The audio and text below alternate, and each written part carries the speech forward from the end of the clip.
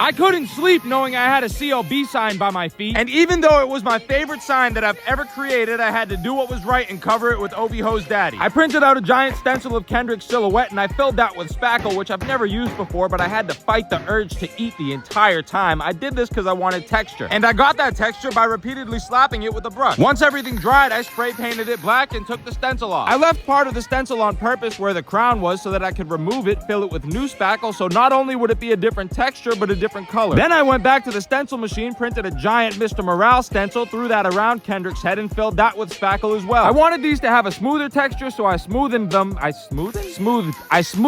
out and spray painted them green with a white highlight. I let all of that dry, and then I removed the final stencil. And lastly, I went back in and added some finer details by hand, as if the whole thing wasn't made by hand, but you get what I mean. Then I hung it up, or at least tried to, and I gotta say, this is my new favorite sign. The texture, the details, it's just so much more well thought out and